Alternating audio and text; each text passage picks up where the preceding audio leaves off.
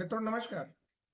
एक ऐसा व्यक्ति जिसने भारत का संविधान लिखा हो और जिसे दुनिया महान विद्वान मानती हो, उसी व्यक्ति ने यह कह डाला कि मैं हिंदू धर्म में पैदा हुआ लेकिन हिंदू धर्म में मरूंगा नहीं।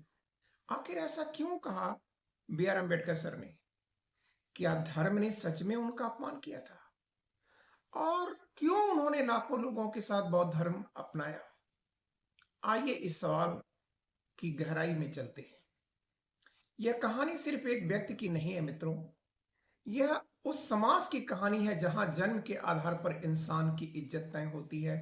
बचपन में बाबा साहब को स्कूल में अलग बैठाया जाता था। उन्हें पानी के घड़े को छूने तक की अनुमति नहीं थी। अगर प्यास लगती थी तो कोई ऊंची जाति का छात्र ऊपर से पानी डालता था। सोचिए, जिस बच्चे का दिमाग इतना तेज था कि आगे चलकर वही दुनिया के सबसे बड़े विद्वानों में से एक माना जाने लगा, उसे सिर्फ जन्म के कारण अस्पृश्य और अछूत कहा गया। मित्रों, अब प्रश्न उठता है कि क्या शिक्षा ने यह स्थिति बदल दी है? नहीं। हाँ, इतना जरूर हुआ है कि शिक्षा ने बाबा साहब को शक्ति दी, लेकिन समाज की सोच नहीं बदली। उन्होंने अमेरिका की कोलंबिया यूनिवर्सिटी और इंग्लैंड के लंदन स्कूल ऑफ इकोनॉमिक्स से उच्च शिक्षा प्राप्त की, लेकिन जब वे भारत लौटे तो वही पुराना सवाल उनके सामने खड़ा था। आप कौन सी जाति के हो? उनकी योग्यता से पहले उनकी जाति देखी जाती थी। तब अंबेडकर सर को समझ में आ गया कि समस्या केवल सामाजिक नहीं है, बल्कि धार्मिक मान्यताओं में भी जड़ें इसकी जाती हैं। तो क्या उन्होंने धर्म को सुधारने की कोशिश नहीं किया? बहुत कोशिश किया, बहुत गंभीरता से किया। उन्होंने महान सत्याग्रह चलाया ताकि दलितों को सार्वजनिक पानी के स्रोतों का अधिकार मिल सके। उन्होंने मंदिर प्रवेश आंदोलन चलाया। उन्होंने हिंदू समाज से पूछा कि क्या धर्म का उद्देश्य इंसान को अपमानित करना है? लेकिन जब सुधार की हर कोशिश बार बार असफल हुई तो अंबेडकर ने एक ऐतिहासिक घोषणा किया, मैं हिंदू धर्म में पैदा हुआ, इसमें मेरा कोई जोर नहीं, लेकिन हिंदू धर्म के रूप में मैं मरूंगा नहीं। फिर उन्होंने धर्म त्याग का निर्णय लिया।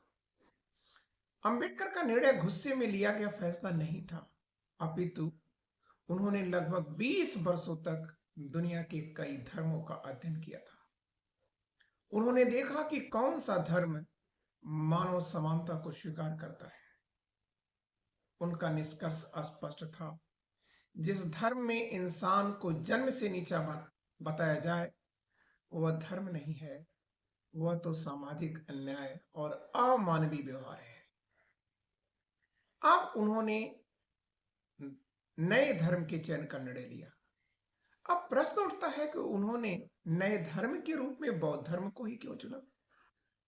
क्योंकि गौतम बुद्ध का संदेश स्पष्ट था, मनुष्य की पहचान उसकी जाति से नहीं होती, अपितु उसकी पहचान उसके कर्मों में है।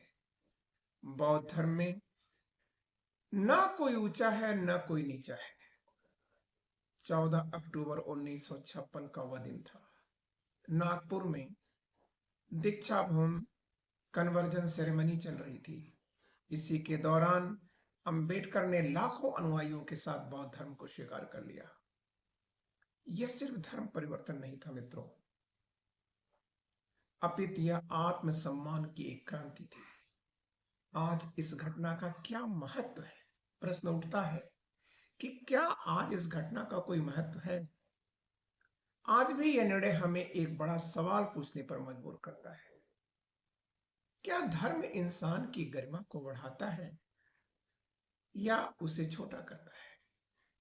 अंबेडकर का संदेश साफ था, अगर कोई व्यवस्था इंसान को अपमानित करे तो उसे बदलना ही सच्चा धर्म है। अंबेडकर ने धर्म इसलिए नहीं छोड़ा कि उन्हें नया धर्म चाहिए था या वे नव बौद्ध धर्म को चलाने के उत्सुक थे।